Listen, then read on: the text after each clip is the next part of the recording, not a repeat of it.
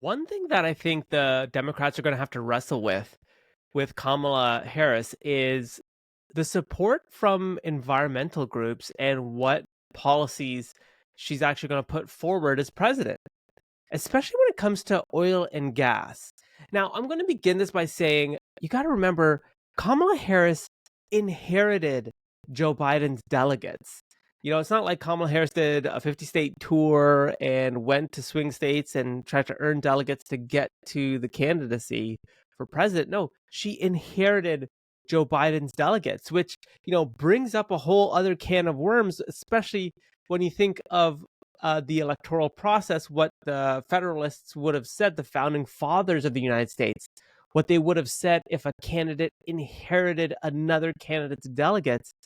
I'm certain many of them would be very much up in arms against that because part of the electoral process is to stop factionalism and make sure that the person who's running is actually someone who appeals to voters in different states with different issues, etc.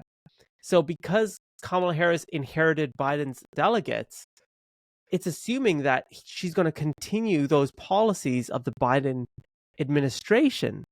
But what's interesting is that environmental groups did not support Joe Biden. Many, at least, did not support Joe Biden. And this is for a variety of reasons. One being that the Biden administration signed off on the Willow Project, which is, I believe, the largest domestic oil and gas oil project, I think it's just the oil project, in the United States history, which is in Alaska, and it'll produce millions of barrels of oil a year, hundreds of millions, I believe, over its lifetime, 30-year lifetime. Someone please fact check that. But that was one of many reasons why many didn't support the Biden administration. Another fun fact is that while Donald Trump supported, domestic oil and gas production, Trump digs coal, Trump is about fracking, Trump's about further oil and gas production, more oil projects were signed off under Biden than under Trump. Now, of course, this is probably because many were agreed to during Trump's years, but then were actually signed off under Biden. But what's interesting there is that I'm assuming Kamala Harris is going to continue those same policies of domestic oil production because, you see, Trump ushered domestic oil and gas production as a way to kind of reduce the United States' reliance on foreign oil and gas, when in domestically they had enough to satisfy their demand. But then you add in what's going on in Europe. So as a result of the Ukraine invasion, Germany stopped importing natural gas from Russia. They had this massive pipeline called the Nord Stream pipeline. You might have heard of it. It goes from Russia to Germany, supplies Germany with so much natural gas, liquefied natural gas, which is essential for Germany.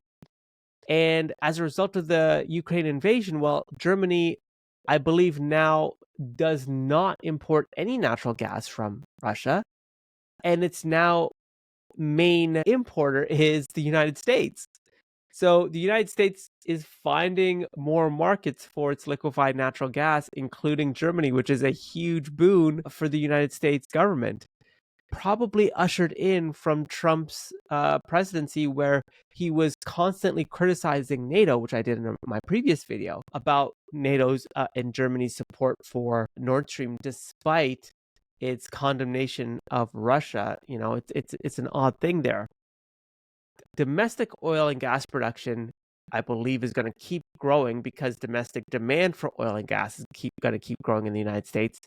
But also export markets are also going to demand U.S. oil and gas production. So what's interesting here is that Kamala Harris will most likely have to continue the policies under the Biden administration, particularly because, remember, she did not earn these delegates herself. She inherited them from Biden. Now, interestingly enough, and I'm going to share with you, this is Kamala Harris speaking back in 2020 when she was campaigning for vice president. Talks about her disdain for fracking. So let me start from the beginning here. There's no question I'm in favor of banning fracking. So yes, and starting with what we can do on day one around public lands, right? and then there has to be legislation. But yes, and this is something I've taken on in California. I have a history of working on this issue. And to your point, and that we have to just acknowledge that the residual impact of fracking is enormous in terms of the impact on the health and safety of communities. Yeah. So thank you. So would you ban offshore drilling? Yes. And I've again worked on that. Wow. So again, that was 4 years ago, right? Like, things change obviously, but like she was very much against fracking. She's very much against offshore oil drilling, but I don't think she's going to be like that should she assume the presidency in November.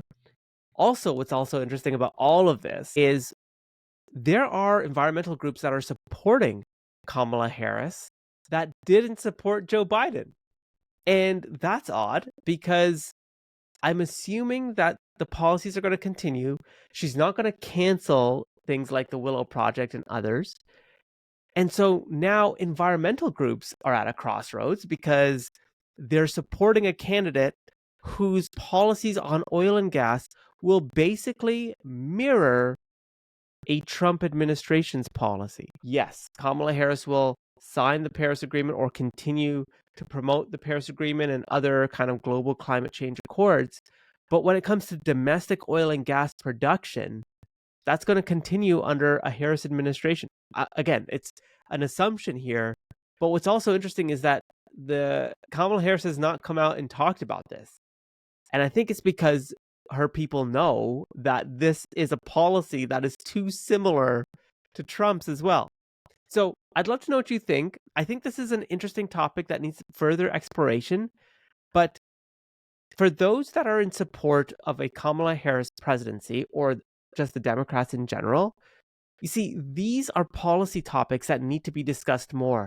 The amount of similarities, the amount of agreement between parties is quite substantial on big issues. If it's not like they differ slightly on road construction or something. No, this is a big issue. And the fact that they're very similar is something that I think Democrats need to wrestle with because there is so much hatred and vitriol against a Trump administration, against a Trump policy, against a Trump perspectives and his whole, kind of view on the future of the United States. Well, when it comes to this issue, they're two peas in the same pod.